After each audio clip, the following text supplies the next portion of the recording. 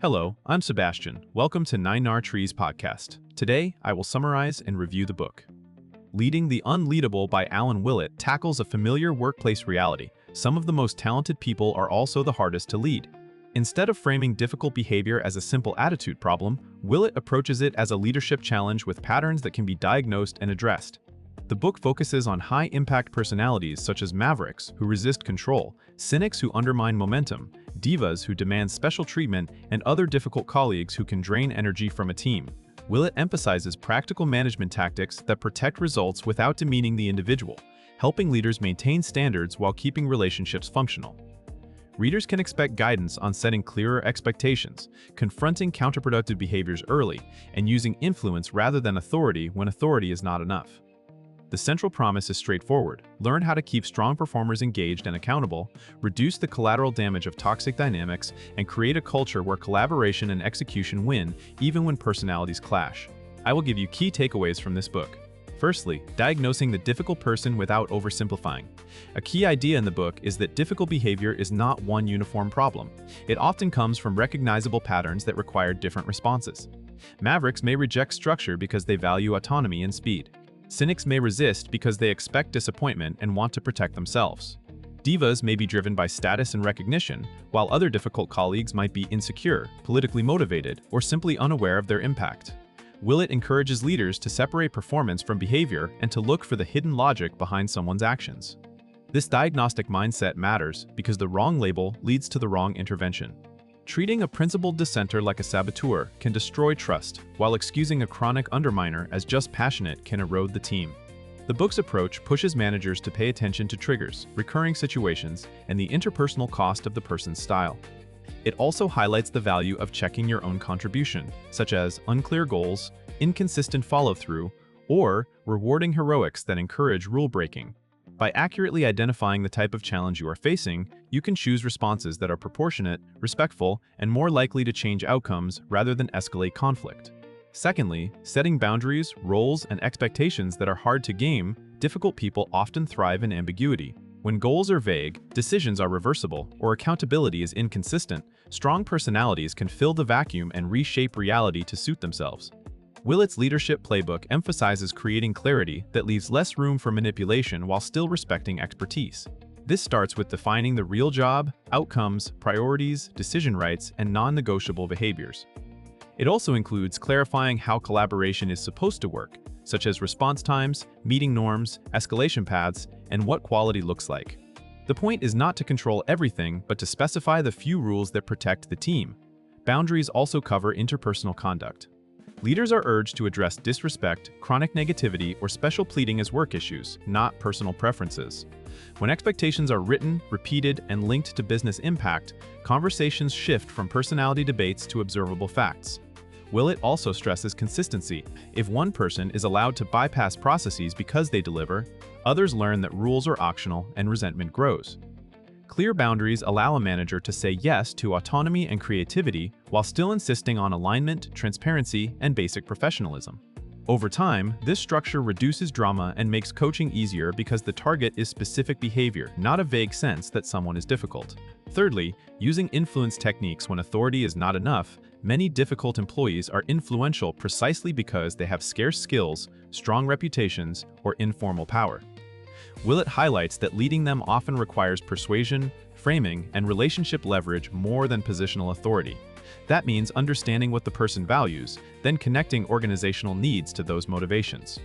A maverick may respond to a challenge framed as a mission with room for ingenuity, while a cynic may respond to evidence, risk mitigation, and a chance to prevent failure. A diva may respond to visible ownership, recognition tied to team outcomes, and clear trade-offs between privileges and responsibilities. The book's practical stance is that managers should prepare for conversations, define the desired change, anticipate objections, and choose language that reduces defensiveness. Influence also includes building coalitions so the difficult person is not the sole gatekeeper of progress. When a team aligns on priorities and norms, peer expectations carry weight, and the manager is not constantly trapped in one-on-one battles. Willett encourages leaders to combine empathy with firmness, showing respect for competence while being unwavering about the impact of disruptive behavior. This balance helps maintain engagement, preserves dignity, and increases the chance of cooperation without turning every interaction into a power struggle. Fourthly, having the hard conversations early, directly, and professionally. One of the most damaging patterns in managing difficult people is delay. Leaders tolerate issues too long, hoping results will compensate for behavior or that problems will resolve themselves. Willett emphasizes confronting counterproductive behavior early, with a focus on specific incidents and measurable impact. The goal is not venting frustration, but creating a clear feedback loop: what happened, why it matters, what needs to change, and what support will be provided. Effective feedback, as presented in the book's approach, avoids labeling someone as toxic or impossible. Instead, it anchors on observable actions such as interrupting colleagues, missing commitments, dismissing decisions, or spreading negativity that stalls execution. Willett also underscores listening during these conversations to uncover root causes like workload, misaligned incentives, unclear authority, or personal conflict. At the same time, the manager must hold the line. If the employee argues, reframes, or blames others, the leader returns to expectations and outcomes. Follow-up is essential. Document agreements, set checkpoints, and recognize improvement.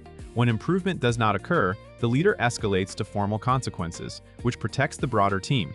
This disciplined communication style reduces fear, prevents gossip from becoming the main feedback channel, and signals that performance includes how work gets done, not only what gets delivered. Lastly, building a team culture that does not reward difficult behavior. Managing one difficult person is easier than managing the culture that enables them. Willett draws attention to the organizational signals that allow Mavericks, Cynics, and Divas to dominate. If leaders celebrate lone heroes, tolerate disrespect from top performers, or let chronic complainers set the emotional tone, difficult behavior becomes a rational strategy. A culture that values execution and collaboration must be designed and defended.